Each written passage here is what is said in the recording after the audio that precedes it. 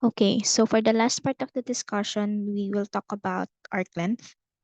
So for the arc length, if y equals f of x is a smooth curve on the x interval ab, then the arc length L of this curve from x equals a to x equals b is given by this integral of the square root of 1 plus f prime of x squared from a to b.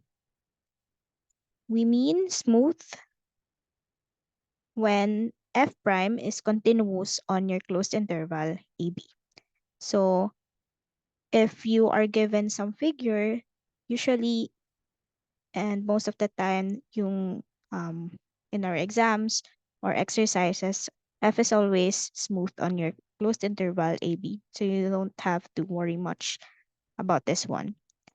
Now, if we want to consider a function in terms of y, so for example, if x equals u of y, where x is a smooth curve on the y interval cd, then we can define the arc length L of this curve from y equals c to y equals d using the following formula. L is equal to the integral of the square root of 1 plus u prime of y squared from c to d.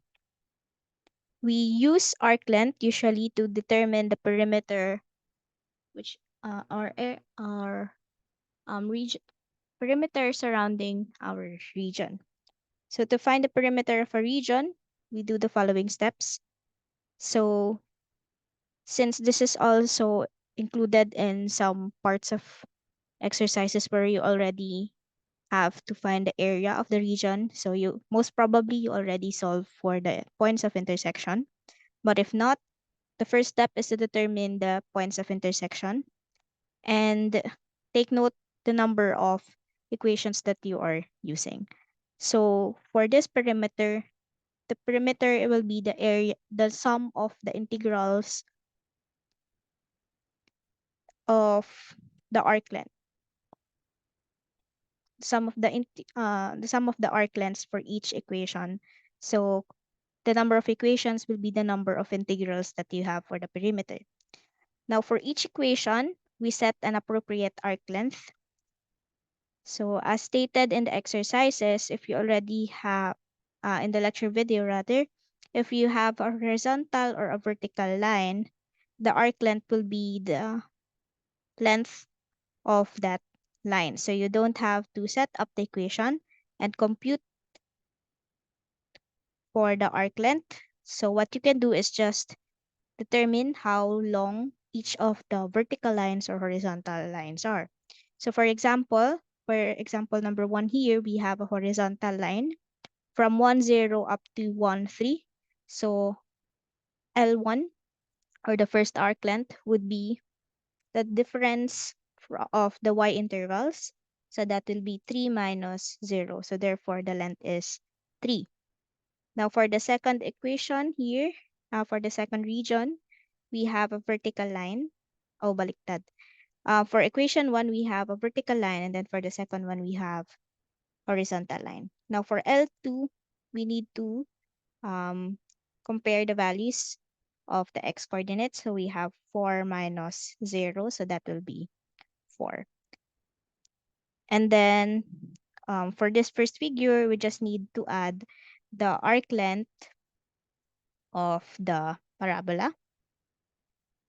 And then for the next one, we need to add the arc length of the two sides that we have. Okay.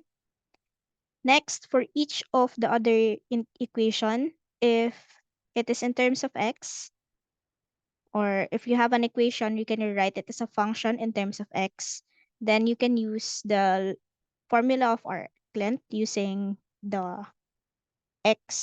using x. So we have the integral of the square root of 1 plus f prime squared. Forgot to put squared here.